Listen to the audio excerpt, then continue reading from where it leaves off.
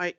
Good afternoon, all, and thank you very much for making time to attend the Corporate Services and Financial Resilience Service Transformation Committee meeting this afternoon. We will start by taking any apologies for absence. An apology from Councillor Mandy Evans. All right. Thank you very much. Any other apologies? No. Okay. Next on the agenda is any disclosures of personal and prejudicial interest. I'm declaring a personal interest as an employee of the Future Generations Commissioner's Office. Any others? No? No. Okay. Next, we have to approve and sign the minutes of the previous meeting. And the minutes are on pages 1 to 4. Can we have someone to move the minutes, please? Thank you very much. And to second it? Second it. Thank you very much, Erica.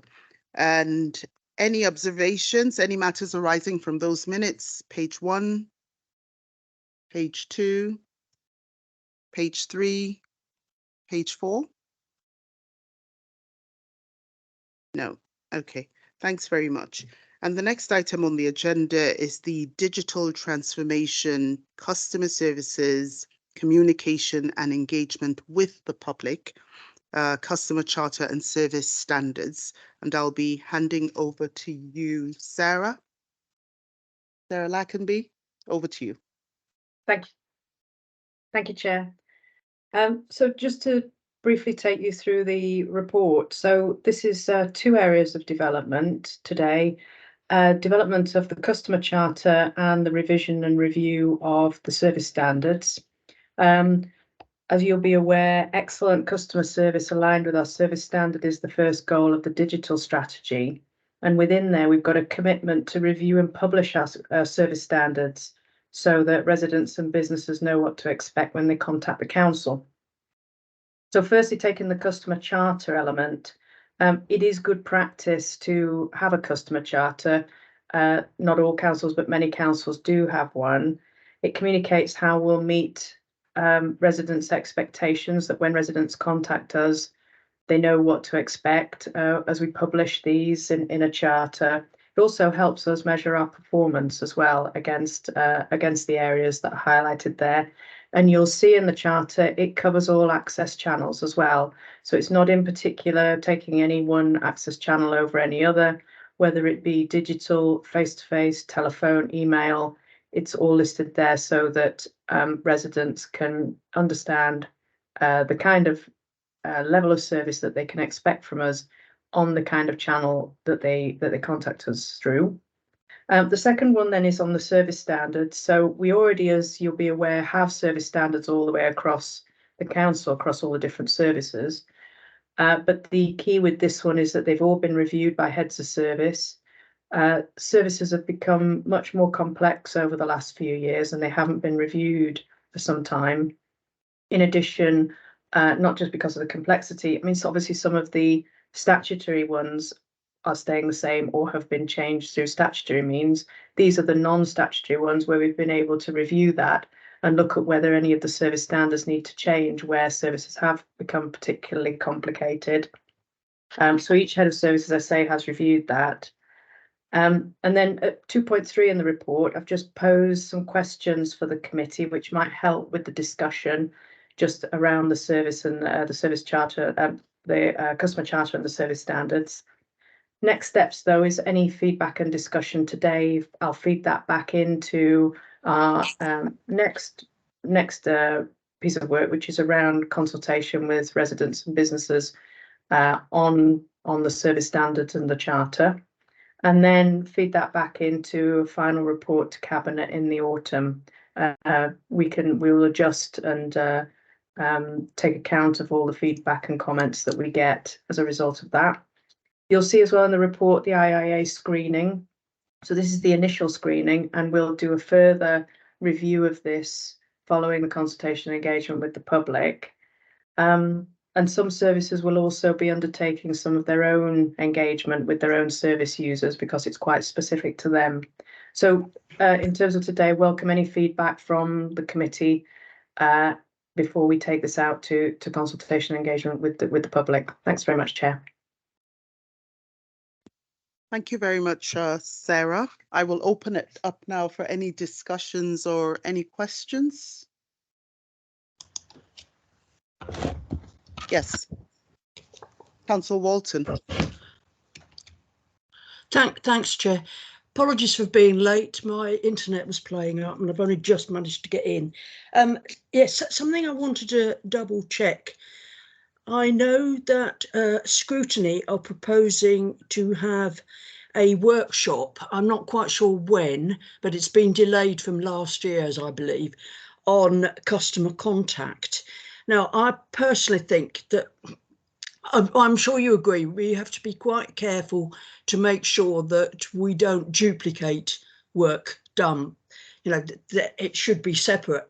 But I also firmly believe that this is really developing a new updated strategy, if you like. So it is relevant to come here first.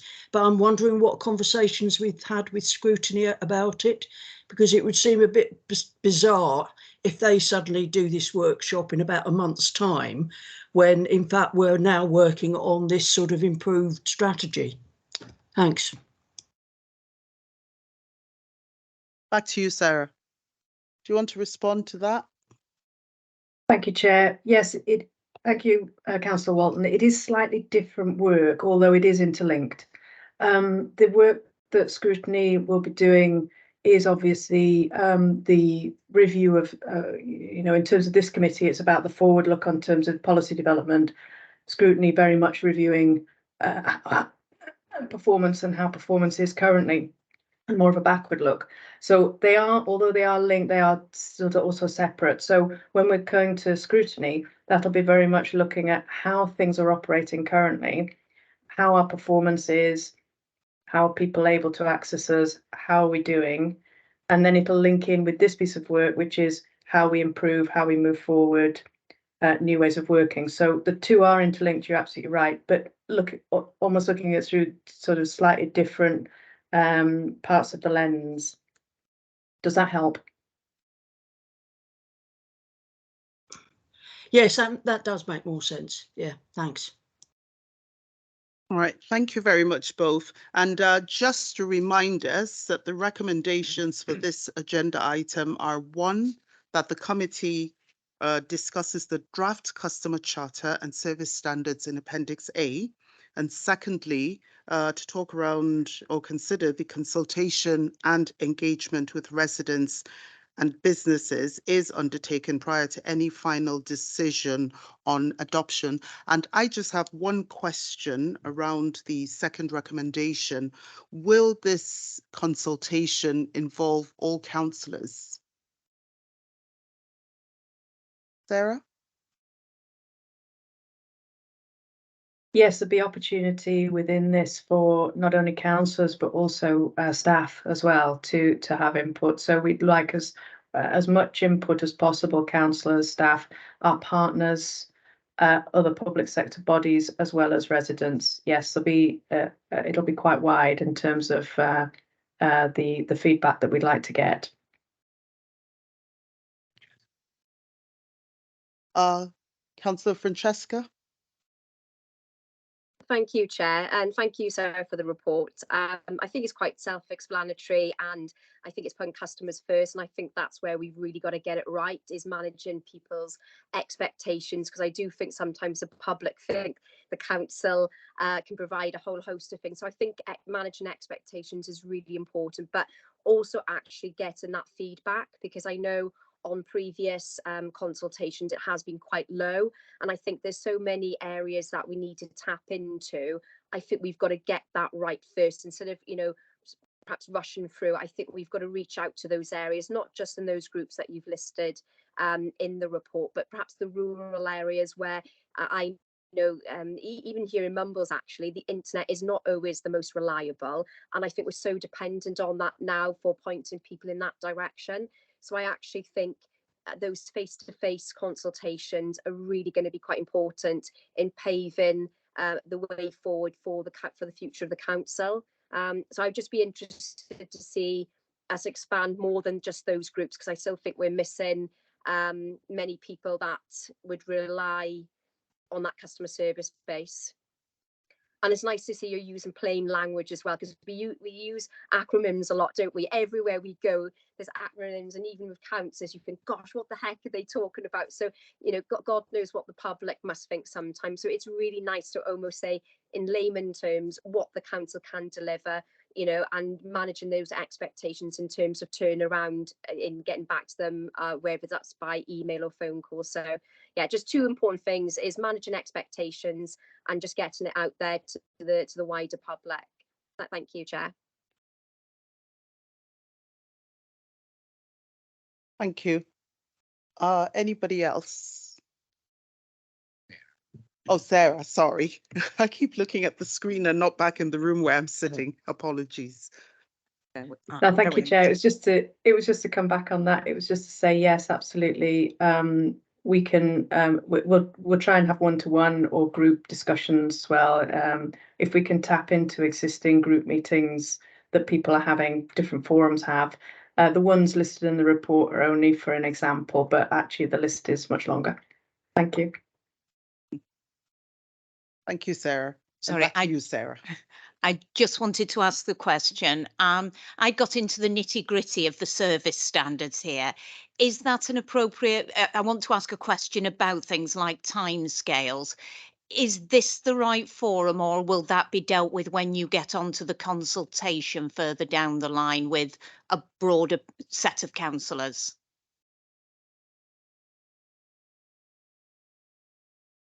Back to you, Sarah. Yes, very happy to take them later if that's helpful. I mean, if you wanted to have a one-to-one to talk about them, then that we could do that as well. So any input is welcome.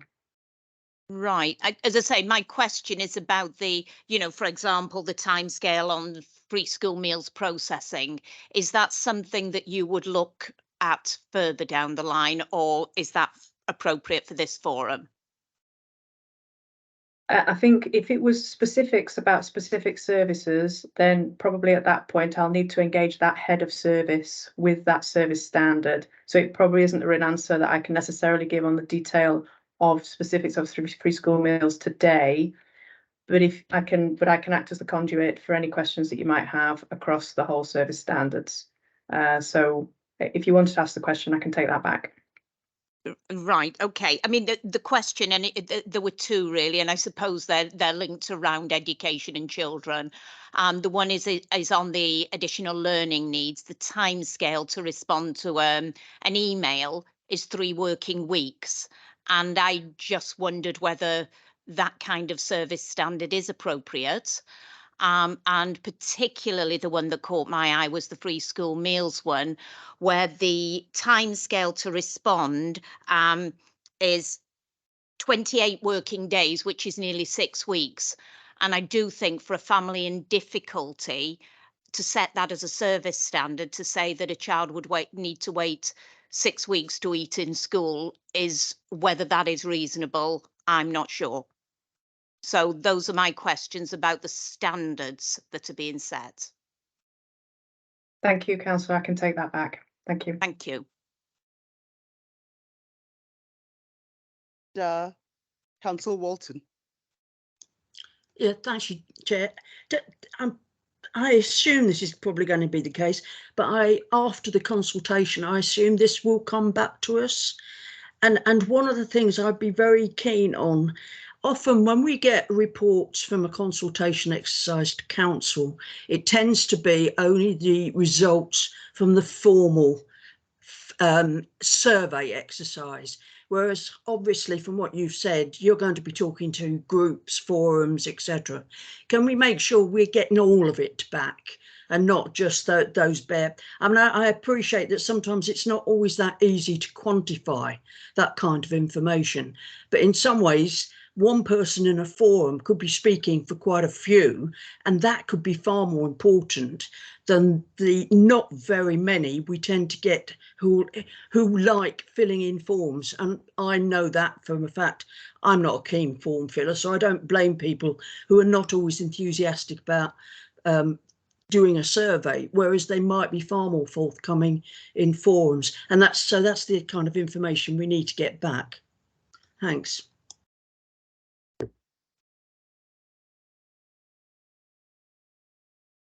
Would you like to respond to that, Sarah? Yeah, just to agree, yes, that's not a problem. I mean, what we'll probably do is just a narrative summary around the kind of discussions that we've had and the points that people have raised, if that's okay, Councillor Walton. Yeah, we'll do that. Yeah, no problem. And I was just having a quick look at the customer charter and service standards, and wandering around the use of online services and also telephone conversations or telephone communications. And that brings to mind the kind of complaints that we get back from the communities. On the one hand, we have residents who are not digitally literate, who do not have access to the internet, or even if they do, cannot use it, cannot access websites and other online services. And on the other hand, we have residents who have tried to call the council several times, and they pass on the complaints to us that nobody answers them. There's nobody on the other side of the phone, and so they don't get listened to. So I was just wondering if the consultation and engagements will take these challenges into consideration to be able to address them. Yes, and I think anything that comes out around those areas while we're speaking to the public will feed in, especially when we're looking at timescales and how people want to contact the council. The other aspect is, as Councillor Walton raised earlier, is the work of scrutiny. So also scrutiny will probably be looking at that aspect as well in terms of how we're currently performing. So we're seeing the two pieces of work quite interdependent, as I said before, so that we can link in with what our current performance is with how we'd like to work moving forward.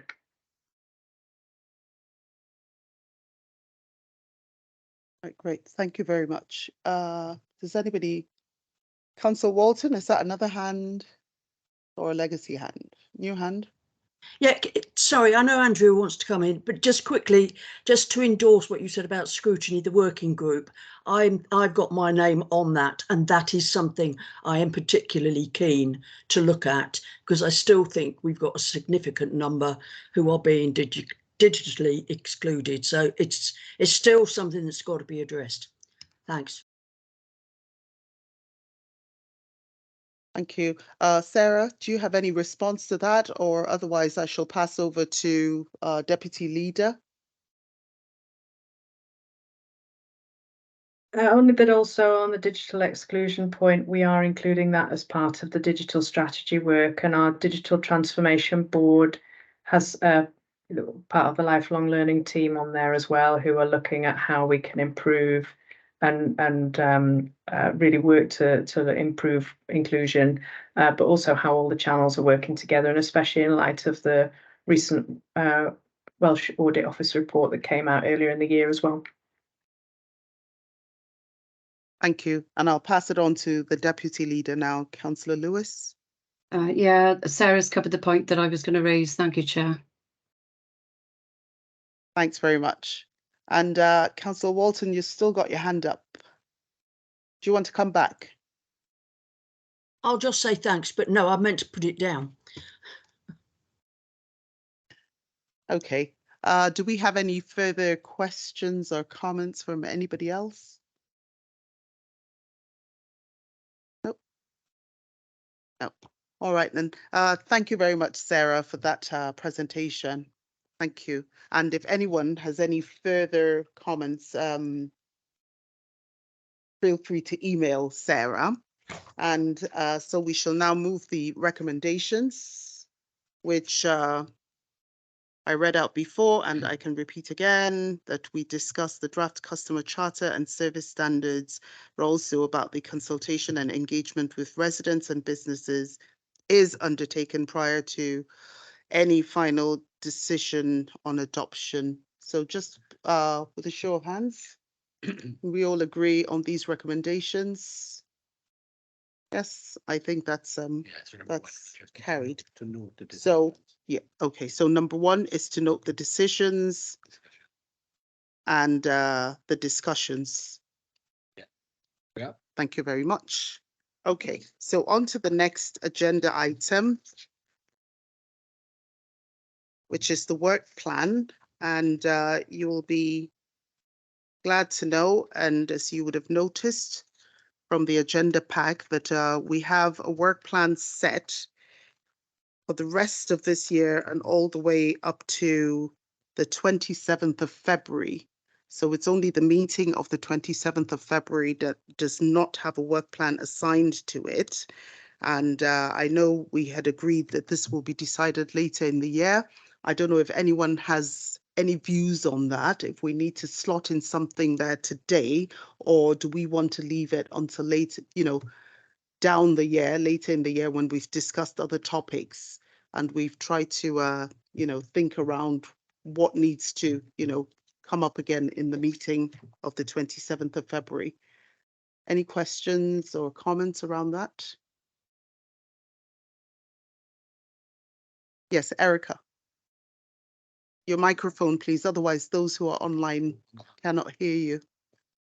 It's the white hand. Yeah, I agree, Chair. I think if we do our work and then see what comes from that, later we can decide what to put on the February agenda. Thank you, Erica. Councillor Leslie? Just really to echo exactly what Councillor Kirchner has just said. Let's leave it for the time being. We've got plenty to be getting on with. I'm sure something will come to light in due course. All right, thank you very much. Are we all in agreement with this? Yes, I see nods. Okay, so we'll leave it for later in the year then. And that brings us to the end of the meeting, except for the date for the next meeting, which is Tuesday, the 26th of September at 2 p.m. So thank you very much and enjoy the rest of your afternoon. Thank you. Thank Thank you. you. Thank you all.